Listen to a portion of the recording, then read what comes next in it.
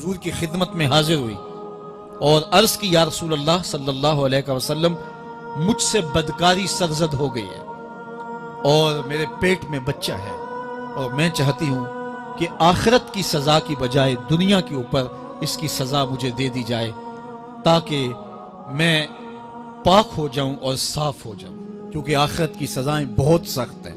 اللہ کے محبوب علیہ السلام نے جبریل امین سے ایک دن پوچھا تھا مجھے جہنم کے عذابوں کا ذکر سناؤ، تو عرض کی یا رسول اللہ صلی اللہ علیہ وسلم ہلکا ترین عذاب یہ ہے کہ جہنمی کے پاؤں میں آگ کے جوتے رکھے جائیں گے، باقی اس کے پورے بدن پہ آگ نہیں ہوگی، صرف آگ کے جوتے اس کو پہنائے جائیں گے، لیکن اس کی حدت، گرمی اور شدت اتنی ہوگی یغلی منہما دماغہ، اس کی شدت سے اس کا دماغ پگھل کر ناک اور کانوں کے ذریعے سے باہر آنا شروع ہو جائے گا۔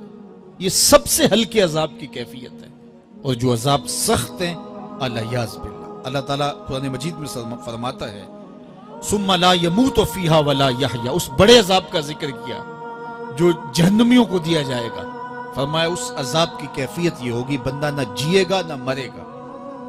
جیے گا اس لیے نہیں کہ آگے اور پیچھے دائیں اور بائیں آگ ہی آگ ہوگی، تو اس آگ میں جینا کو جینا تو نہیں ہوگا، اور مرے گا اس لیے نہیں کہ موت کو موت آ چکی ہوگی۔ تو وہ کتنا سخت عذاب ہوگا الیاذ باللہ کہ ہلکے ترین عذاب کی کیفیت یہ ہے کہ پاؤں میں آگ کا جوتا اور دماغ پگھل کے ناک اور کانوں کے راستے سے باہر آ جائے۔ تو اس نے عرض کی یا رسول اللہ صلی اللہ علیہ وسلم میرے اوپر حد جاری کر دیجئے، اور اس نے کہا کہ میرے پیٹ میں جو ہے وہ بچہ ہے۔ اللہ کے محبوب علیہ السلام نے فرمایا جاؤ جب بچہ پیدا ہو تو پھر آنا۔ وہ چلی گئی، تو جب بچہ پیدا ہوا تو گود میں اٹھائے پھر حضور کی خدمت میں حاضر ہوئے اور عرض کی یا رسول اللہ یہ ہے بچہ جو میں نے گناہ کیا تھا، بدکاری کی تھی، آج یہ اس کی نشانی ہے۔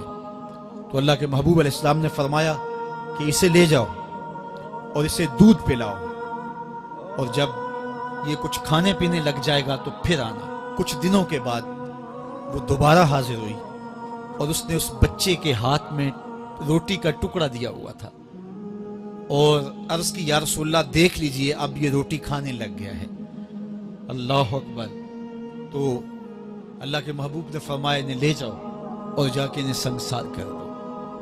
اس کی یہ حد بنتی تھی، اس کو سنگسار کیا اور اس نے خود یہ سزا اپنے لیے قبول کی۔ تو یہ بات ذہن نشین کیجئے کہ یہ وہ لوگ تھے کہ جن سے کبھی کوئی گناہ سرزد ہو جاتا تو وہ جلد توبہ کرتے، اور اس کی بڑی سے بڑی حد اور سزا بھی ہوتی تو وہ بھی کاٹنے کے لیے تیار ہو جاتے۔ میں اور آپ دیکھیں کہ ہماری زندگی میں اگر گناہ ہیں اور ہمیں سچی توبہ کی توفیق بھی نصیب نہیں ہے اور آئندہ نہ کرنے کا عزم مصمم ہو، پکا ارادہ ہو کہ یہ گناہ زندگی میں دوبارہ نہیں کروں گا، الگ بات ہے کہ پھر دوبارہ اس سے سرزد ہو جائے، لیکن جب وہ توبہ کر رہا ہو تو اس وقت اس کا پختہ عزم ہو اور اس کے دل کے کسی گوشے میں نہ ہو کہ چلو میں توبہ کر لیتا ہوں اور پھر ہو گیا تو پھر کر لوں گا، پکا عزم ہو کہ دوبارہ یہ گناہ نہیں کروں گا۔ اور اگر زبان سے توبہ توبہ کر رہا ہو اور دل میں ہو کہ ٹھیک ہے یہ تو صبح بھی مجھ سے عمل بد سرزد ہونا ہے، تو اللہ تعالیٰ سے یہ مذاق کرنے والی بات ہے، اور اللہ تعالیٰ سے جو مذاق کرتا ہے وہ کہاں کھڑا ہے وہ خود سوچ لے۔ وہ کیا کسی نے کہا تھا کہ توبہ کی پھر توبہ کی پھر توبہ کر کے توڑ دی، میری اس توبہ پہ توبہ توبہ توبہ کر اٹھی۔ تو ایسی توبہ نہیں ہے کہ جو رسماً کسی مجلس میں چلے گئے، کسی اجتماع میں چلے گئے تو سب لوگوں نے توبہ توبہ کی تو وہ بھی توبہ توبہ کرتا رہا، لیکن اس کا عزم مصمم پختہ ارادہ نہیں تھا گناہوں کو چھوڑنے کا، تو یہ توبہ نہیں، یہ مذاق ہے۔ اس لیے اللہ کے حضور سچی توبہ یہ ہے کہ ماں قبل کے گناہوں سے مٹی کے گھروندے پاؤں پہ بناتا ہے اور انہیں مسمار کر دیتا ہے۔ وہ کبھی آپ نے دیکھا ہوگا کہ بچے ریت میں اپنا پاؤں رکھ کر کے اوپر سے ریت تھپک لیتے ہیں اور پھر پاؤں ہولے سے نکال لیتے ہیں، بچ جائے تو بڑے خوش ہوتے ہیں، اور جب کھیل ختم ہو جاتے تو اسے گرا دیتے ہیں اپنے ہاتھوں سے۔ بہلول بھی اسی شغل میں لگا ہوا ہے، بہلول یہ کام کر رہا ہے، گروندے بناتا ہے گراتا ہے، گروندے بناتا ہے گراتا ہے۔ بادشاہ گزرا، پوچھا بہلول کیا کر رہے ہو؟ ہنس کے کہا جنت کے مکان بنا رہا ہوں۔ کہا بیچتے ہو؟ ہاں بیچتا ہوں. کتنے کا؟ 10 روپے کا. سیل لگائی ہوئی ہے. بادشاہ مسکرا کے گزر گیا. دیوانہ ہے، مجنوں ہے، اپنی موج میں لگا ہے. پیچھے سے ملکہ زبیدہ بھی آ رہی تھی. اس نے بھی دیکھا. کہا بہلول کیا کر رہے ہو؟ کہا جنت کے مکان بنا رہا ہوں. کہا بیچتے ہو؟ ہاں 10 روپے کا بیچتا ہوں. 10 روپے بادشاہوں کے لیے کیا ہوتے ہیں؟ 10 درہم نکالے، اس کو دیے، اس نے دریائے دجلہ میں پھینک دیا. فقیر اتنی دیر تک فقیر نہیں بنتا. داتا صاحب فرماتے جب تک مٹی کا ڈھیلا اور سونے کی ڈلی اس کی نظر میں برابر نہیں ہو جاتا. اور ایک مکان کے گرد، ایک وہ گروندے کے گرد دائرہ لگایا. کہا یہ تیرا ہوا. ملکہ گزر گئی. بادشاہ بھی چلا گیا. شام کو اپنے محل میں پہنچے. بادشاہ سویا. منظر جاگا کہ حشر کا دن ہے، پھر جنت کا منظر ہے. جنت میں بڑے بڑے خوبصورت مکان ہیں. ایک مکان تو بڑا ہی اچھا لگا تو جی چاہا کہ اس مکان کو دیکھوں. تو جب قریب گیا تو دروازے پہ لکھا تھا ملکہ زبیدہ. شوق سے آگے بڑھا تو دربان نے روک دیا. کہا یہ ملکہ کا ہے. کہا وہ میری ہی ملکہ ہے. کہا دنیا کے ضابطے اور ہیں، آخرت کے ضابطے اور ہیں. بادشاہ کی آنکھ کھل گئی. بے چین ہو گیا. ملکہ کو بیدار کیا. کہا تو کون سا نیک عمل کیا ہے؟ میں نے جنت میں تیرا یوں محال دیکھا ہے. ملکہ کہنے لگی وہی معمول کی نمازیں، وہی سب کچھ، کوئی نیا کام تو میں نے کیا نہیں. ہاں یاد آیا کل گزر رہی تھی، دجلہ کا کنارہ تھا، وہ جسے لوگ مجذوب کہتے ہیں، وہ جو دیوانہ کہلاتا ہے، وہ بہلول، وہ جنت کے محل کہتا تھا وہ بنا رہا تھا. میں نے کہا چلو کوئی بات نہیں، فقیر ہے، 10 روپے کیا ہوتے ہیں. تو میں نے 10 روپے کا ایک محل خریدا تھا. بادشاہ سر پکڑ کے بیٹھ گیا. وہ تو مجھے بھی کہتا تھا. میں دیوانے کی بات سمجھ کے گزر گیا. اگلے دن بادشاہ قصدن گزرا. جب قصدن گزرا نا تو دل دھڑک رہا تھا کہ کہیں مجذوب پھر آج مل جائے اور اسی موج میں ہو تو کام بن جائے. دیکھا تو بہلول وہاں بیٹھا ہوا ہے. آگے بڑھ کے دیکھا تو کام بھی وہی. بادشاہ پھر رک گیا. پوچھا اب بہلول کیا کر رہے ہو؟ اب دل دھڑک رہا تھا کہ مجذوب ہے، کوئی اور بات کہہ دے تو چلو اچھا ہو کہ وہی جواب دے دے. اس نے وہی جواب دیا، جنت کے محل بنا رہا ہوں. بادشاہ کا کچھ دل ٹھہرا. پھر کہا اچھا بیچتے بھی ہو؟ ہاں ہاں بیچنے کے لیے بنا رہا ہوں. بادشاہ ادھر جیب میں ہاتھ ڈال رہا ہے اور ادھر پوچھ رہا ہے کتنے کا؟ کہا آدھی حکومت لگے گی.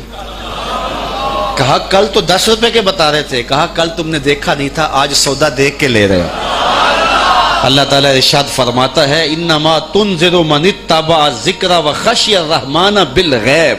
جو ان ڈٹھے سودے کرتے ہیں، جو بغیر دیکھ کے کرتے ہیں.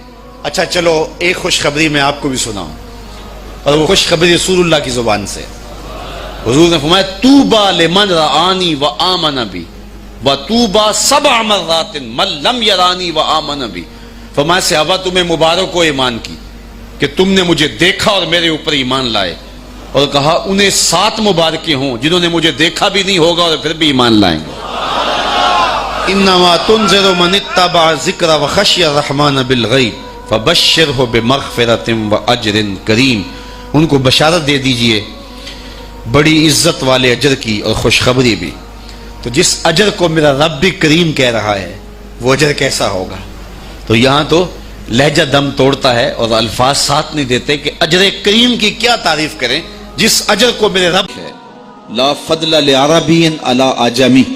کسی عربی کو اجمی پر کوئی فضیلت نہیں ہے اور کسی اجمی کو کسی عربی پر کوئی فضیلت نہیں ہے. کسی گورے کو کالے پر، کسی کالے کو گورے پر کوئی فضیلت نہیں. فضیلت کا معیار صرف تقوی ہے. ہمارے آج بھی ہندوانہ رسمیں ختم نہیں ہو رہی. دولت کی تقسیم پر، امیر غریب کی بنیاد پر اس معاشرے میں تقسیم موجود ہے. ہمارے دیہاتوں میں چودھری اور کمی کی بنیاد پر تقسیم موجود ہے. رعایا اور حکمرانوں کی بنیاد پر یہاں تقسیمیں موجود ہیں. لیکن میرے اور آپ کے آقا و مولا نے قیامت تک آنے والی انسانیت کے لیے جو منشور دیا وہ یہ تھا کسی عربی کو اجمی پر کوئی فضیلت نہیں، کسی اجمی کو عربی پر کوئی فضیلت نہیں، کسی گورے کو کالے پر کوئی فضیلت نہیں. کیونکہ کالے رنگ بھی اللہ نے بنائے ہیں، گورے رنگ بھی اللہ نے بنائے. حکیم لقمان رنگ کے کالے تھے اور صورت اچھی نہیں تھی. تو کسی نے ان سے پوچھا کہ آپ اتنے بدصورت کیوں ہیں؟ تو حکیم لقمان نے کیا جواب دیا؟ کہا آپ شکل میں نقص نکال رہے ہیں یا شکل بنانے والے میں نقص نکال رہے ہیں؟ تو وہ خاموش ہو گیا. اللہ اکبر. تو یہ اللہ نے بنایا ہے نا, اس نے کانٹا بھی اس نے پیدا کیا ہے, پھول بھی اس نے پیدا کیا ہے, چہروں کی رنگت اس نے بنائی ہے, کسی میں کوئی رنگ بھر دیا, کسی نے کوئی رنگ بھر دیا. تو رنگوں کی بنیاد پر, نسب کی بنیاد پر کوئی افضل, کوئی اشرف, کوئی اعلیٰ, کوئی بد, یہ نہیں ہے, بلکہ معیار جو دیا گیا وہ کیا تھا؟ تقوی. ان اکرمکم عند اللہ اتقاکم, جو زیادہ متقی ہے اللہ کے نزدیک وہی معزز ہے, وہی معتبر ہے. پھر حضور علیہ الصلوۃ والسلام نے عورتوں کے بارے میں تاکید کی کہ وہ تمہاری زیر دست ہیں, ان کی ملک کچھ نہیں ہوتا اور کمزور ہیں, ان کے بارے اللہ سے ڈرنا. اور حضور نے ان کے ساتھ حسن سلوک کرنے کی وصیت کی. پھر غلاموں کے ساتھ حسن سلوک کرنے کا حضور نے درس دیا کہ جو خود کھاتے ہو وہ انہیں کھلاؤ, جو خود پیتے ہو انہیں پلاؤ, جو خود پہنتے ہو انہیں پہناؤ. بعض لوگ ملازم کو, ماتحت کو جو ہیں وہ ہلکے کپڑوں میں کسن رکھتے ہیں تاکہ پتہ چل جائے کہ یہ غلام ہے, یہ ملازم ہے اور ہم باس ہیں. حضور علیہ الصلوۃ والسلام نے ان 3 چیزوں کی تاکید کی. پھر حضور نے ہمسایوں کے حقوق کے حوالے سے بات کی, اور صحابہ فرماتے ہیں کہ اتنی بار حضور نے تاکید کی کہ ہمیں یہ گمان ہوا کہیں وراثت کے اندر حقدار نہ ٹھہرا دیا جائے. تو ہمسایوں کے حقوق کے حوالے سے حضور نے تاکید ارشاد فرمائی. پھر حضور نے 3 باتوں کی تاکید فرمائی. پہلی بات, عمل میں اخلاص پیدا کرو, چونکہ عمل کا خلوص ہی قبولیت کا سبب و ذریعہ ہے. اگر عمل میں خلوص نہیں تو کچھ بھی پلے نہیں ہے. دوسری بات, حاکموں کو وصیت کرنا, جو بادشاہ وقت ہوں, حاکم ہوں, ان کو خیر کی بات کہنا, ان کو بتانا, ان کا قبلہ درست کرنے کی کوشش کرنا, یہ ذمہ داری ہے قوم کے اوپر. تیسری بات کی حضور نے یہ وصیت فرمائی, لزوم و جماعت المسلمین, مسلمانوں کی جماعت سے الگ نہ ہونا, الگ الگ ٹولیوں میں نہ بٹنا, لابیاں نہ بنانا, گروہ بندیاں نہ کرنا, جماعت کے ساتھ جڑ کے رہنا, فرقہ بندی سے بچنا اور جماعت وحدہ کا ساتھ دینا. حضور نے فرمائی, تابع السواد الاعظم فإنہ من شذ شذ فی النار, جو بڑی جماعت ہے, سواد اعظم ہے, ان کے ساتھ رہنا, جو ان سے بچھڑ گیا وہ جہنم میں ڈالا جائے گا. در ماہی دا چھوڑی ناہی, نہیں تے ہو جاویں گا روگی, جیڑی بکری اجڑوں وچھڑی او بگیاڑا جوگی. اس لیے لزوم و جماعت المسلمین, مسلمانوں کی جماعت کے ساتھ قائم رہنا. پھر حضور علیہ الصلوۃ والسلام نے فرمایا, اے امت مسلمہ, میں تمہیں لاوارث نہیں چھوڑ کے جا رہا, میں تمہارے اندر 2 بھاری چیزیں چھوڑ کے جا رہا ہوں, اور اگر تم ان کو مضبوطی سے تھام لوگے, میں ضمانت دیتا ہوں تم کبھی بھی گمراہ نہیں ہوگے. ایک اللہ کی